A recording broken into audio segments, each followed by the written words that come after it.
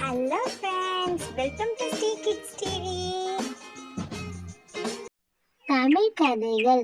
அழகிய மானின் கொம்புகள்.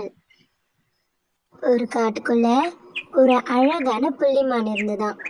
அதோட கொம்பு ரொம்ப அழகா இருக்குமா.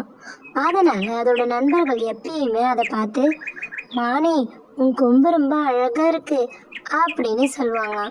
அதை கேட்ட மானுக்கு ரொம்ப சந்தோஷமா.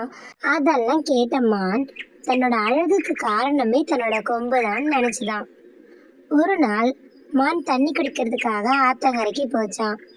குனிஞ்சு தண்ணி குடிக்கும் போது தன்னோட பிண்டத்தை ஆத்துல பார்த்துதான். உடனே மான் பேச ஆரம்பிச்சுதான். அடடா, நம்ம இவ்வளோ அழகா இருக்கமே, எவ்வளோ அழகு இந்த கொம்பு, இது இல்லைன்னா நம்மளுக்கு அழகே கிடையாது.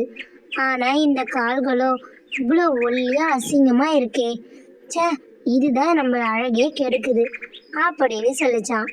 அதுக்கப்புறம் அங்கிருந்து கொஞ்ச தூரம் போச்சான் மான். தனியா போற மானை பார்த்ததும் திடீர்னு ஒரு சிங்கம் மானை துரத்த ஆரம்பிச்சிருச்சான். மானும் வேகமா ஓட ஆரம்பிச்சுதான். சிங்கம் விடாம துரத்திட்டே வந்துதான். மான் ஒல்லியான கால்களால மிக வேகமா ஓடி சிங்கத்துக்கிட்ட இருந்து மறைஞ்சே போயிடுச்சான். கொஞ்ச தூரம் போன மான் பேச ஆரம்பிச்சுதான். அப்பா, நல்ல வேலை, இந்த கால்கள் ஒல்லியா இருக்கிறதுனால இவ்வளவு வேகமா ஓடி வந்து நம்ம தப்பிச்சிட்டோம் அப்படின்னு பேசிக்கிட்டே போகும்போது ஒரு விழுதுல மானோட கொம்புகள் மாட்டிக்கிச்சான். எவ்வளவு முயற்சி பண்ணியும் அந்த விழுதுகள்ல இருந்து மானோட கொம்பை எடுக்க முடியலையா. அந்த நேரம் சிங்கமும் அங்க வந்துடுச்சான். மானை பார்த்த சிங்கம் பேச ஆரம்பிச்சுதான். என்கிட்ட இருந்து நீ தப்பிச்சிடலான்னு பார்த்தியா, உன்னை விடுவேனா அப்படின்னு சொன்ன சிங்கம் சத்தமா கழிச்சிட்டுதான். அதுக்கப்புறமா மான் மேல பாஞ்ச சிங்கம் மானை கொண்டு சாப்பிட ஆரம்பிச்சிருச்சான். நல்லா மானை சாப்பிட்டதுக்கு அப்புறம் அங்க இருந்து ஓடி போயிடுச்சான். அழகிய மானின் கொம்புகள்.